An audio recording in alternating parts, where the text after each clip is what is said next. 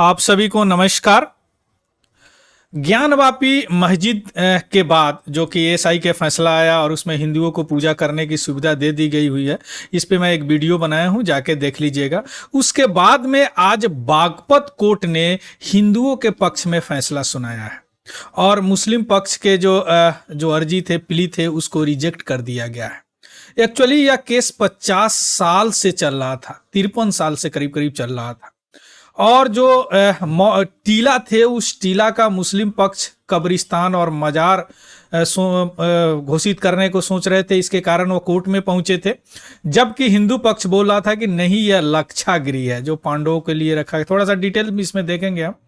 तो कोर्ट ने फैसला आज आया है कि नहीं, यह महाभारत काल का लक्षागृह ही है। तो चलिए इस वीडियो के माध्यम से हम जानने का प्रयास करते हैं कि चलो केस आया कैसे, कोर्ट ने क्या दिया, कोर्ट ने क्या किस सबूत को कंसीडर किया और लक्षागृह क्या है। चलिए शुरू करते हैं। लेकिन उससे पहले अगर आप नए हैं और इस वीडियो को देख रहे हैं तो प्लीज इस चैनल को सब्सक्राइब कीजिए।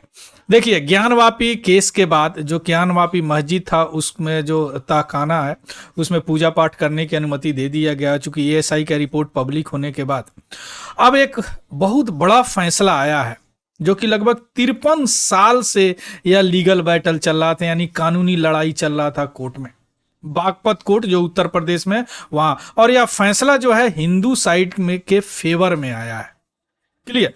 जो कि एक बहुत पुराना टीला था जो कि बरानवा डिस्ट्रिक्ट है, बरानवा विलेज जो बागपत डिस्ट्रिक्ट में है, उस किले को ये दोनों पक्ष अलग अलग, एक बता रहे थे कि मजार और कब्रिस्तान है और दूसरे बता रहे थे कि नहीं, ये लक्षागृह है। कोर्ट ने सबूतों को के आधार पर इसे लक्षागृह ही साबित किया है, कि बोला है कि हाँ लक्षागृह है। और उसके जो अगल बगल में जो भी जमीन है, 108 बिघा जमीन है, वह हिंदुओं को सौंपे जाने का फैसला किया है कि उसको सौंप दीजिए। हालांकि इसके कारण अभी वहां सिक्योरिटी बढ़ा दिया गया हुआ, पुलिस अलर्ट मोड पे है। तो अभी हम देखते हैं कि एक्चुअली लीगल बैटल ये शुरू कहां से हुआ, या कानूनी जो लड़ाई था यह शुरू कहां से हुआ, यही है।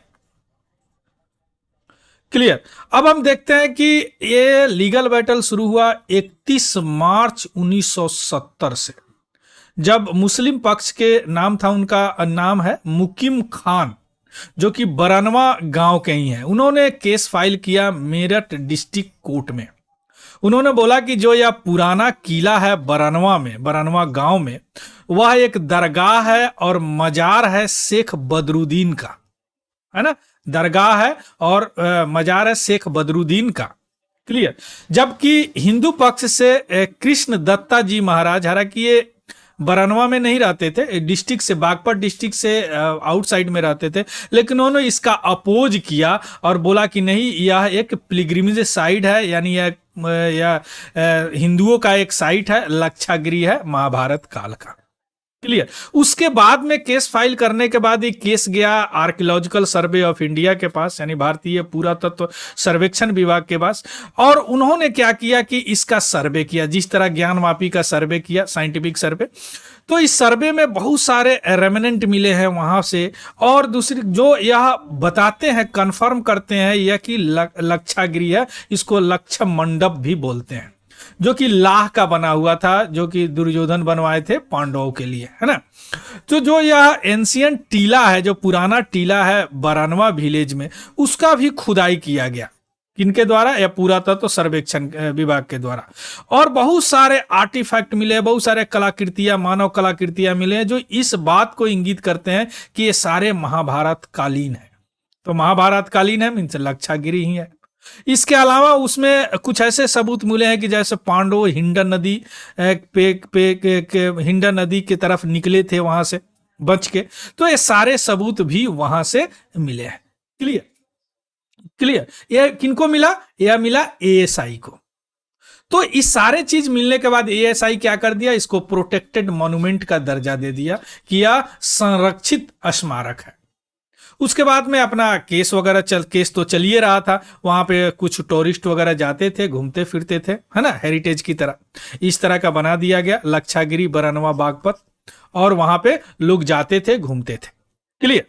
अब यहाँ पे कोर्ट आज क्या कहा है? कोर्ट जो है दोनों पक्षों को बहुत अच्छे से सबूत को, और जो भी सबूत पेश किया गया है एएसआई के द्वारा, यानी पुरातत्व सर्वेक्षण विभाग या डॉक्यूमेंटेड एविडेंस जो भी दिया गया, उसको सुनने के बाद जूनियर डिविजनल सिविल जज शिवम द्विवेदी हैं, उन्होंने डिक्लेयर्ड किया है आज कि जो भी यह पुराना टीला जो है वह बरनवा विलेज में वह लाक्षागृह है, जो कि महाभारत काल का है। यह क्यों किए हैं? चूंकि सारे एविडेंस को उन्होंने एग्जामिन किया है, जांच परख का यह फैसला दिया गया है। उन्होंने बोला कि यह जो कोई सीमेंट्री नहीं है, वहां पे कोई इस तरह का दरगाह नहीं है, कोई कब्रिस्तान नहीं है वह, और जो भी 108 एकड़ लैंड है जहां पे जो रेज किया गया है टीला, वह पांडव काल का है, और वहां पे पांडव आके रुके थे महाभारत काल में। हालांकि मुस्लिम पक्ष के वकील जिनका नाम है शाहिद खान, उन्होंने बोला कि इसको मैं आगे अपील करूंगा, है ना, उसको रिव्यू करूंगा वर्डिक्ट को, उसके बाद में मैं अपील करूंगा आगे। क्लियर। देखिए यही है। अब जो कोर्ट बोला इस तरह, या पुराना जो कि महाभारत काल में इस तरह का छिपे हुए थे और इस तरह का मिला है, तो कोर्ट ने बहुत सारे एविडेंस की यहीं से हम पांडव अपने भाइयों के साथ बाहर निकले थे। यह है जो अभी यह स्थिति है उसका, है ना। क्लियर। अब इसको ये लोग बोल रहे थे कि नहीं यह बदरुद्दीन साहब का मकबरा है। क्लियर। अब लाक्षागृह क्या है? देखिए लाक्षागृह, अभी तक जो भी महाभारत देखे होंगे सभी को करीब करीब पता होगा, महाभारत काल में जो कौरव थे, कौरव पांडव दो थे ना, कौरव थे वह बहुत लग्जरियस, बहुत माने विशालकाय और आरामदेह पैलेस बनवाए। लाख मतलब होता है जो लाठी वगैरह बनता है ना, लाख, उसी को लाख बोलते हैं, जो कि जो लाख, इसीलिए लाक्षागृह उसको बोला जाता है। और लाख क्या होता है? बहुत ज्वलनशील पदार्थ होता है। तो महाभारत के अनुसार यह जो पैलेस बनाया गया था या जो घर बनाया गया था, बहुत बड़ा घर था, वह किसने बनाया था? कौन सा कलाकार थे, आर्किटेक्ट थे? पुरोचन थे। पुरोचन को बोल के बनवाया गया था कि इस तरह लग्जरियस बनाओ और ऐसे ज्वलनशील पदार्थ से बनाओ, है ना। क्यों? चूंकि कौरव उसमें पांडव को इनवाइट किए थे उस पैलेस में रहने के लिए, और ऐसा प्लानिंग था कि जब वो लोग उसमें पैलेस में जाए उसमें आग लगा दिया जाएगा और उनका दुश्मन मर जाएगा। हालांकि पांडव के साथ ऐसा नहीं हुआ, चूंकि विदुर साहब उनको पहले ही इसके बात के लिए आगाह कर दिए थे और वह टनल से बाहर निकल गए। वो टनल भी अभी है, इस तरह का टनल अभी है वहां बरनवा डिस्ट्रिक्ट में, तो वह टनल से बाहर निकल गए थे।